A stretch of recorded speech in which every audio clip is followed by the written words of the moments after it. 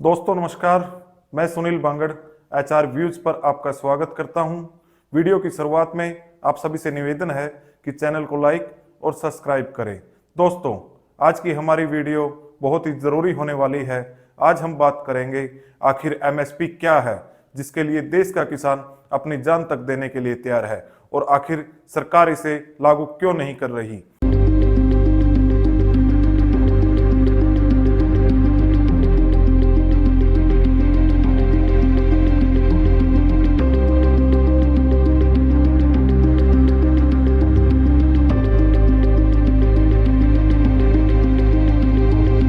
तो दोस्तों, अगर आप एमएसपी को जानना चाहते हैं तो यह वीडियो आपके लिए है। हमें किसी भी अखबार या न्यूज चैनल से इस बारे में सही जानकारी नहीं मिल रही। ज़्यादातर न्यूज चैनल वाले तो सरकार की भाषा बोल रहे हैं। दोस्तों, तो यह वीडियो अंत तक जरूर देखिए। यह वीडियो आप सभी के लिए ज्ञानवर्धक होने वाली है। एमएसपी मिनिमम सपोर्ट प्राइस होता है, यानी न्यूनतम समर्थन मूल्य, यानी वह कम से कम कीमत जिस पर किसान अपनी फसल बेचेगा। सरकार ने ऑलरेडी 23 फसलों पर एमएसपी घोषित कर रखी है, लेकिन इस पर कोई कानून नहीं होने की वजह से बड़े बड़े व्यापारी और बिचौलिए मजबूर किसान की फसलों को औने पौने दामों पर खरीदते हैं। इसलिए ही किसान एमएसपी का कानून चाहते हैं। ये 23 फसलें हैं, जिसमें 7 फसलें अनाज की हैं, जो कि धान, गेहूं, बाजरा, मक्का, जवार, रागी और जौ है। 5 दालें हैं, चना, अरहर, मूंग, मसूर और उड़द। 7 तेल के बीज हैं, सरसों, सूरजमुखी, तिल, काला तिल, कुसुम, सोयाबीन, मूंगफली और 4 व्यापारिक फसलें हैं, जो कि कपास, गन्ना, खोपरा और कच्चा जूट है। दोस्तों, किस फसल पर कितना एमएसपी होगा, इसका फैसला सीएससीपी करता है। सबसे पहले 1960 के दशक में किसानों को गेहूं पर एमएसपी दी गई थी। फिलहाल किसानों को एमएसपी में A2 प्लस FL प्लस 50% का फॉर्मूला दिया जा रहा है। आसान भाषा में कहें, A2 का मतलब एक्चुअल कॉस्ट, जो कि किसान अपनी फसल पर क्या खर्च कर रहा है, जैसे कि बीज, कीटनाशक और बिजली का बिल, और FL जिसका मतलब परिवार की मजदूरी होता है। लेकिन आप सभी को पता ही होगा कि देश के ज्यादातर किसान दूसरे की जमीन पर किराए को लेकर खेती करते हैं। तो इसीलिए डॉक्टर स्वामीनाथन ने किसानों की हालातों को सुधारने के लिए C2 को भी जोड़ा था, जो कि कॉस्ट ऑफ लैंड होता है, यानी कि जमीन का किराया। अब जरा सोचिए कि सरकारें किसानों की जमीनों को फ्री समझती है, लेकिन अब किसान समझ चुका है और वह अपनी फसल पर C2 को भी जुड़वाना चाहता है। औसतन किसान सांप, बिच्छू और बिजली के करंट से बचते हुए अपनी जान को हथेली पर रखकर 6 महीने में सिर्फ एक ही फसल उगाता है, और उसके बाद भी कभी सूखा, कभी बाढ़ और कभी ओलावृष्टि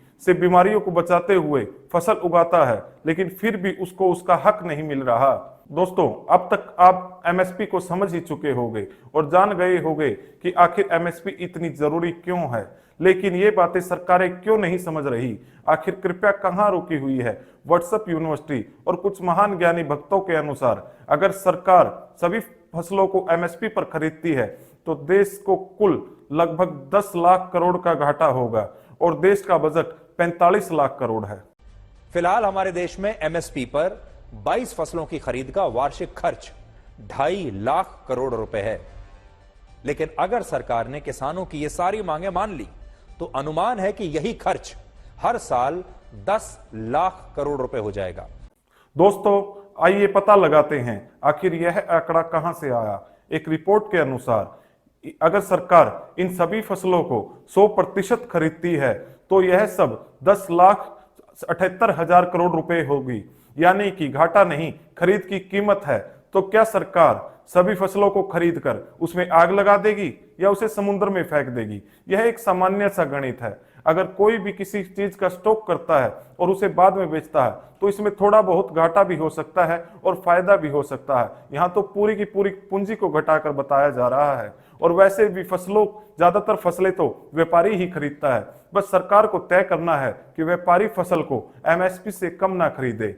कुछ लोगों को लगता है कि अगर सरकार ने एमएसपी लागू कर दिया तो देश में महंगाई की हाहाकार मच जाएगी, सारी चीजों के रेट बढ़ जाएंगे। तो समझ लीजिए ऐसा कुछ नहीं होने वाला। मैं कोई इकोनॉमिक्स का विद्यार्थी तो नहीं रहा, लेकिन इकोनॉमिक्स में कैश फ्लो होता है, यानी अगर किसान के पास पैसा आएगा तो वह बाजार जाएगा, किसी न किसी रूप में अपने पैसे को खर्च करेगा। इसे कैश फ्लो कहते हैं और इसे देश की इकोनॉमी के लिए बहुत ही अच्छा माना जाता है। इससे देश का विकास होगा।